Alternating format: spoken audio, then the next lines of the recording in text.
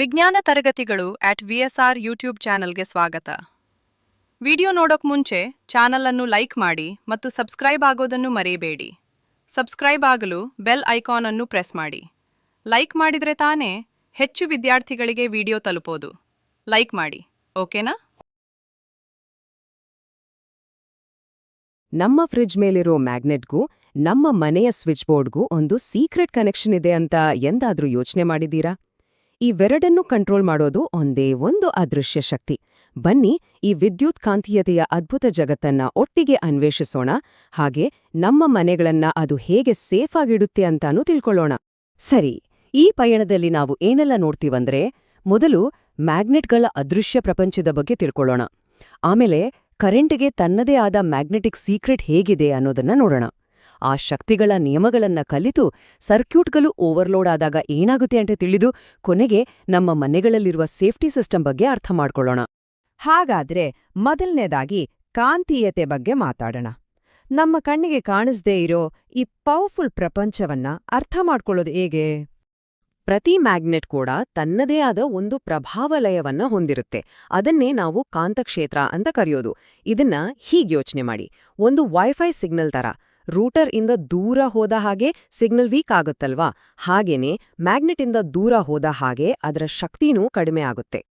ಈ ಕಾಂತಕ್ಷೇತ್ರಗಳು ಏನೂ ಗಜಿಬಿಜಿಯಾಗಿರಲ್ಲ, ಬದಲಿಗೆ ತುಂಬಾನೇ ಡಿಸಿಪ್ಲಿನ್ಡ್ ಆಗಿರುತ್ತೆ. ಅವುಗಳ ಬಲರೇಖೆಗಳು ಯಾವಾಗ್ಲೂ ನಾರ್ತ್ ಪೋಲ್ನಿಂದ ಶುರುವಾಗಿ ಸೌತ್ ಪೋಲ್ಗೆ ಹೋಗಿ ಸೇರ್ತವೆ, ಒಂದು ಕಂಪ್ಲೀಟ್ ಲೂಪ್ ಅನ್ನ ಮಾಡುತ್ತೆ. ಆದ್ರೆ ಎಲ್ಲಕ್ಕಿಂತ ಇಂಟ್ರೆಸ್ಟಿಂಗ್ ರೂಲ್ ಏನಪ್ಪಾ ಅಂದ್ರೆ, ಈ ಲೈನ್ಸ್ ಟ್ರಾಫಿಕ್ನಲ್ಲಿ ಹೋಗೋ ಗಾಡಿಗಳ ತರ ತಮ್ಮ ಲೇನ್ನಲ್ಲೇ ಹೋಗ್ತವೆ, ಒಂದಕ್ಕೊಂದು ಎಂದಿಗೂ ಡಿಕ್ಕಿ ಹೊಡೆಯಲ್ಲ. ಆದ್ರೆ ಯಾಕೆ ಈ ಲೈನ್ಸ್ ಒಂದನ್ನೊಂದು ಕ್ರಾಸ್ ಮಾಡಕ್ಕಾಗಲ್ಲ? ಒಳ್ಳೆ ಪ್ರಶ್ನೆ ಅಲ್ವಾ? ಇಷ್ಟೊಂದು ಆರ್ಗನೈಸ್ಡ್ ಆಗಿರೋ ಸಿಸ್ಟಮಲ್ಲಿ ಇವು ಒಂದಕ್ಕೊಂದು ಡಿಕ್ಕಿ ಹೊಡೆಯೋದೆ ಹೇಗೆ ಓಡಾಡ್ತವೆ? ಇದರ ಹಿಂದೆ ಒಂದು ತುಂಬಾನೇ ಸಿಂಪಲ್ ಆದ ಬ್ಯೂಟಿಫುಲ್ ಆದ ಕಾರಣ ಇದೆ.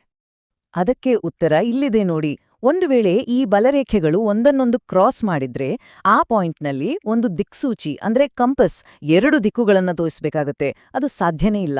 ಹಾಗಾಗಿ ಯಾವುದೇ ಒಂದು ಪಾಯಿಂಟ್ನಲ್ಲಿ ಮ್ಯಾಗ್ನೆಟಿಕ್ ಫೋರ್ಸ್ಗೆ ಒಂದೇ ಒಂದು ನಿರ್ದಿಷ್ಟ ದಿಕ್ಕು ಇರುತ್ತೆ. ಇದೇ ಕಾಂತೀಯ ಪ್ರಪಂಚದ ಆರ್ಡರ್ ಅನ್ನ ಕಾಪಾಡೋದು. ಸರಿ, ಮ್ಯಾಗ್ನೆಟಿಸಮ್ನ ಬೇಸಿಕ್ ರೂಲ್ಸ್ ನೋಡಿದಿವಿ. ಈಗ ಈ ಕಥೆಗೆ ಕರೆಂಟ್ ಹೇಗೆ ಎಂಟ್ರಿ ಕೊಡುತ್ತೆ ಅಂತ ನೋಡೋಣ. ಯಾಕಂದ್ರೆ ಇವೆರಡರ ಮಧ್ಯ ಒಂದು ಅದ್ಭುತವಾದ ಕನೆಕ್ಷನ್ ಇದೆ. ಈ ಸಾಧನದ ಹೆಸರು ಸಾಲೆನಾಯ್ಡ್. ನೋಡೋಕೆ ಇದೇನೋ ಬರೀ ತಂತಿಯ ಸುರುಳಿ ಅನ್ಸಿದ್ರೂ ಇದೊಂದು ಮ್ಯಾಜಿಕಲ್ ಡಿವೈಸ್. ಇದರ ಮೂಲಕ ಕರೆಂಟ್ ಪಾಸ್ ಮಾಡಿದ ತಕ್ಷಣ ಇದು ಒಂದು ಪವರ್ಫುಲ್ ಮ್ಯಾಗ್ನೆಟ್ ಆಗಿ ಬದಲಾಗುತ್ತೆ. ಸ್ವಿಚ್ ಹಾಕಿದ ತಕ್ಷಣ ಕೆಲಸ ಮಾಡುವ ಎಷ್ಟೋ ಮಷಿನ್ಗಳಲ್ಲಿರೋ ಎಲೆಕ್ಟ್ರೋಮ್ಯಾಗ್ನೆಟ್ಸ್ಗಳಿಗೆ ಇದೇ ಬೇಸ್. ಹಾಗಾದ್ರೆ ಈ ಎಲೆಕ್ಟ್ರೋಮ್ಯಾಗ್ನೆಟ್ ಅನ್ನ ಇನ್ನೂ ಸ್ಟ್ರಾಂಗ್ ಮಾಡೋದು ಹೇಗೆ? ಅದಕ್ಕೆ ಒಂದು ಸಿಂಪಲ್ ಫಾರ್ಮ್ಯುಲಾ ಇದೆ. ಒಂದು, ತಂತಿಯ ಸುರುಳಿಯ ಸುತ್ತುಗಳನ್ನ ಜಾಸ್ತಿ ಮಾಡಬೇಕು, ಇಲ್ಲಾಂದ್ರೆ ಅದರ ಮೂಲಕ ಹರಿಯೋ ಕರೆಂಟನ್ನ ಜಾಸ್ತಿ ಮಾಡಬೇಕು. ಅಷ್ಟೇ. ಹೆಚ್ಚು ಸುತ್ತುಗಳು, ಹೆಚ್ಚು ಕರೆಂಟ್ ಅಂದ್ರೆ ಹೆಚ್ಚು ಶಕ್ತಿ. ಕರೆಂಟ್ ಪಾಸ್ ಆದಾಗ ಮ್ಯಾಗ್ನೆಟಿಕ್ ಫೀಲ್ಡ್ ಉಂಟಾಗುತ್ತೆ ಅಂತ ಗೊತ್ತಾಯಿತು. ಆದ್ರೆ ಅದರ ಡೈರೆಕ್ಷನ್ ಕಂಡುಹಿಡಿಯೋದು ಹೇಗೆ? ಅದೃಷ್ಟವಶಾತ್ ಇದಕ್ಕೆಲ್ಲ ಕಾಂಪ್ಲೆಕ್ಸ್ ಮ್ಯಾಥ್ಸ್ ಏನೂ ಬೇಕಾಗಿಲ್ಲ. ನಮ್ಮ ಕೈಗಳನ್ನೇ ಬಳಸಿ ಅದನ್ನ ಸುಲಭವಾಗಿ ಕಂಡುಹಿಡಿಬೋದು. ಮೊದಲನೇದು ರೈಟ್ ಹ್ಯಾಂಡ್ ಥಂಬ್ ರೂಲ್. ಇದು ತುಂಬಾನೇ ಸಿಂಪಲ್. ಬಲಗೈನ ಹೆಬ್ಬೆರಳನ್ನ ಕರೆಂಟ್ ಹೋಗೋ ಡೈರೆಕ್ಷನ್ನಲ್ಲಿ ಇಡಿ. ಆಗ ಉಳಿದ ಬೆರಳುಗಳು ಯಾವ ದಿಕ್ಕಿಗೆ ಮಡಚಿಕೊಂಡಿರುತ್ತವೋ ಅದೇ ಮ್ಯಾಗ್ನೆಟಿಕ್ ಫೀಲ್ಡ್ನ ಡೈರೆಕ್ಷನ್. ಅಷ್ಟೇ. ಮುಂದಿನದು Fleming's left hand rule. Current ಮತ್ತು ಮ್ಯಾಗ್ನೆಟಿಸಮ್ ಸೇರಿದಾಗ ಏನಾಗುತ್ತೆ ಅಂತ ಪ್ರಿಡಿಕ್ಟ್ ಮಾಡೋಕೆ ಇದನ್ನ ಬಳಸ್ತಾರೆ. ಎಡಗೈನ ಮೊದಲ 3 ಬೆರಳುಗಳನ್ನ ಒಂದಕ್ಕೊಂದು ಪರ್ಪೆಂಡಿಕ್ಯುಲರ್ ಆಗಿ ಹಿಡಿದ್ರೆ ತೋರ್ಬೆರಳು ಮ್ಯಾಗ್ನೆಟಿಕ್ ಫೀಲ್ಡ್, ಮಧ್ಯದ ಬೆರಳು ಕರೆಂಟ್ ಡೈರೆಕ್ಷನ್ ತೋರಿಸಿದ್ರೆ ಹೆಬ್ಬೆರಳು ಆ ವಸ್ತುವಿನ ಚಲನೆ ಅಥವಾ ಫೋರ್ಸ್ನ ದಿಕ್ಕನ್ನ ತೋರಿಸುತ್ತೆ. ಎಲ್ಲ ಎಲೆಕ್ಟ್ರಿಕ್ ಮೋಟಾರ್ಗಳು ಕೆಲಸ ಮಾಡೋದೇ ಈ ಪ್ರಿನ್ಸಿಪಲ್ ಮೇಲೆ. ಇಲ್ಲಿಯವರೆಗೆ ನಾವು ಶಕ್ತಿಯನ್ನ ಕಂಟ್ರೋಲ್ ಮಾಡೋದು ಹೇಗೆ ಅಂತ ಮಾತಾಡಿದ್ವಿ. ಆದ್ರೆ ನಮ್ಮ ಮನೆಗಳಲ್ಲಿ ಆ ಕಂಟ್ರೋಲ್ ತಪ್ಪಿದಾಗ ಆಗುವ ಅಪಾಯಗಳ ಬಗ್ಗೆ ಏನು? ಈಗ ನಮ್ಮ ಗಮನವನ್ನ ಆ ಕಡೆಗೆ ಹರಿಸೋಣ. ಇಲ್ಲಿ ಮುಖ್ಯವಾಗಿ 2 ಅಪಾಯಗಳಿವೆ. ಒಂದು ಶಾರ್ಟ್ ಸರ್ಕ್ಯೂಟ್, ಅಂದ್ರೆ ಲೈವ್ ಮತ್ತು ನ್ಯೂಟ್ರಲ್ ವೈರ್ಗಳು ಒಂದಕ್ಕೊಂದು ಟಚ್ ಆದಾಗ ಆಗೋ ಒಂದು ಎಲೆಕ್ಟ್ರಿಕ್ ಸ್ಪಾರ್ಕ್. ಇನ್ನೊಂದು ಓವರ್ಲೋಡ್, ಅಂದ್ರೆ ಒಂದೇ ಸಾಕೆಟ್ಗೆ ಟಿವಿ, ಫ್ರಿಡ್ಜ್, ಮಿಕ್ಸರ್ ಎಲ್ಲವನ್ನೂ ಕನೆಕ್ಟ್ ಮಾಡಿ ಅದರ ಮೇಲೆ ಜಾಸ್ತಿ ಲೋಡ್ ಹಾಕೋದು. 2 ತುಂಬಾನೇ ಡೇಂಜರಸ್. ಹಾಗಾದ್ರೆ ಈ ತರಹದ ಡೇಂಜರಸ್ ಸಿಚುವೇಶನ್ಸ್ ಯಾಕೆ ಆಗುತ್ತೆ? ನೋಡಿ, ಕೆಲವೊಮ್ಮೆ ಹಳೆಯ ವೈರಿಂಗ್ನಿಂದ ಲೈವ್ ಮತ್ತು ನ್ಯೂಟ್ರಲ್ ವೈರ್ಗಳು ಒಂದಕ್ಕೋದು ತಾಗಬಹುದು. ಅಥವಾ ಒಂದೇ ಸಾಕೆಟ್ಗೆ ತುಂಬಾ ಜಾಸ್ತಿ ಡಿವೈಸ್ಗಳನ್ನ ಕನೆಕ್ಟ್ ಮಾಡೋದ್ರಿಂದಲೂ ಆಗ್ಬೋದು. ಅಷ್ಟೇ ಅಲ್ಲ, ಕಳಪೆ ಕ್ವಾಲಿಟಿಯ ವೈರಿಂಗ್ ಬಳಸಿದ್ರೂ ಸಹ ದೊಡ್ಡ ಅನಾಹುತಗಳು ಆಗ್ಬೋದು. ಇಷ್ಟೆಲ್ಲ ಅಪಾಯಗಳು ಇವೆ ಅಂದ್ಮೇಲೆ ನಮ್ಮ ಮನೆಗಳು ಸೇಫಾಗಿ ಇರೋದು ಹೇಗೆ? ಅದೃಷ್ಟವಶಾತ್ ನಮ್ಮ ಎಲೆಕ್ಟ್ರಿಕಲ್ ಸಿಸ್ಟಮ್ಸ್ನಲ್ಲಿಯೇ ಬಿಲ್ಟ್-ಇನ್ ಸೇಫ್ಟಿ ಫೀಚರ್ಸ್ ಇರುತ್ತೆ. ಹಾಗಾದ್ರೆ ಈ ಎಲೆಕ್ಟ್ರಿಕಲ್ ಅನಾಹುತಗಳನ್ನ ತಡೆಯೋಕೆ ನಮ್ಮ ಮನೆಗಳನ್ನ ಹೇಗೆ ಡಿಸೈನ್ ಮಾಡಲಾಗಿದೆ, ನಮ್ಮ ಮನೆಯ ವೈರಿಂಗ್ನಲ್ಲಿರುವ ಆ ಅದೃಶ್ಯ ರಕ್ಷಕರು ನಮ್ಮನ್ನ ಹೇಗೆ ಕಾಪಾಡ್ತಾರೆ ಅಂತ ನೋಡೋಣ ಬನ್ನಿ. ಅದಕ್ಕೆ ಉತ್ತರ ಅರ್ತ್ ವೈರ್, ಅಂದ್ರೆ ಭೂ ಸಂಪರ್ಕ ತಂತಿ.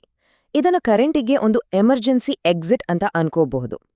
ಒಂದು ವೇಳೆ ಯಾವುದಾದ್ರೂ ಡಿವೈಸ್ನಲ್ಲಿ ಫಾಲ್ಟ್ ಆದ್ರೆ ಆ ಎಕ್ಸ್ಟ್ರಾ ಕರೆಂಟ್ ನಮ್ಮ ದೇಹದ ಮೂಲಕ ಹರಿಯೋ ಬದಲು ಈ ವೈರ್ ಮೂಲಕ ಸೇಫ್ ಆಗಿ ಭೂಮಿಗೆ ಹೋಗಿ ಸೇರುತ್ತೆ. ಇದು ನಮ್ಮನ್ನ ದುಡ್ಡ ಎಲೆಕ್ಟ್ರಿಕ್ ಶಾಕಿಂದ ಕಾಪಾಡೋ ಲೈಫ್ ಸೇವ್. ಹಾಗಾದ್ರೆ ನಮ್ಮ ಮನೆಯಲ್ಲಿ ಎಲೆಕ್ಟ್ರಿಕಲ್ ಸೇಫ್ಟಿ ಕಾಪಾಡಿಕೊಳ್ಳೋಕೆ ಏನೆಲ್ಲ ಮಾಡಬಹುದು? ಇಲ್ಲಿದೆ ನೋಡಿ 3 ಸಿಂಪಲ್ ಸ್ಟೆಪ್ಸ್. 1. ಒಂದೇ ಸರ್ಕ್ಯೂಟ್ಗೆ ಜಾಸ್ತಿ ಹೈ ಪವರ್ ಡಿವೈಸ್ಗಳನ್ನ ಪ್ಲಗ್ ಮಾಡಬೇಡಿ. 2ನೇದು, ಯಾವಾಗ್ಲೂ ಒಳ್ಳೆ ಕ್ವಾಲಿಟಿಯ ವೈರ್ ಮತ್ತು ಸರ್ಟಿಫೈಡ್ ಎಲೆಕ್ಟ್ರಿಕಲ್ ಡಿವೈಸ್ಗಳನ್ನೇ ಬಳಸಿ. 3ನೇದು, ಫ್ಯೂಸ್ ಬಳಸಿ. ಈ ಫ್ಯೂಸ್ ಇದೆಯಲ್ಲ, ಇದು ಒಂದು ವೀಕ್ ಲಿಂಕ್ ತರ. ಕರೆಂಟ್ ಜಾಸ್ತಿ ಆದ ತಕ್ಷಣ ಇದು ಕರ್ಗಿ ಹೋಗಿ ಸರ್ಕ್ಯೂಟ್ ಅನ್ನ ಬ್ರೇಕ್ ಮಾಡಿ ನಮ್ಮ ಡಿವೈಸ್ಗಳನ್ನೂ ನಮ್ಮನ್ನೂ ಕಾಪಾಡುತ್ತೆ. ಒಂದು ಅದೃಶ್ಯ ಕಾಂತೀಯ ಶಕ್ತಿಯನ್ನ ಅರ್ಥ ಮಾಡ್ಕೊಳ್ಳೋದ್ರಿಂದ ಹಿಡಿದು ನಮ್ಮ ಮನೆಗಳನ್ನ ಸೇಫ್ ಆಗಿ ಇಟ್ಕೊಳ್ಳೋವರೆಗೂ ಒಂದು ಇಂಟ್ರೆಸ್ಟಿಂಗ್ ಜರ್ನಿ ಮಾಡಿದ್ವಿ. ಈ ಅದ್ಭುತ ಶಕ್ತಿಯನ್ನ ಕಂಟ್ರೋಲ್ ಮಾಡೋದು ಹೇಗೆ ಅಂತ ಕಲ್ತ ಮೇಲೆ ಇದನ್ನ ಬಳಸಿ ಮುಂದೆ ಇನ್ನೇನನ್ನ ನಿರ್ಮಿಸಬಹುದು. ಇದೊಂದು ಯೋಚಿಸಬೇಕಾದ ವಿಷಯ.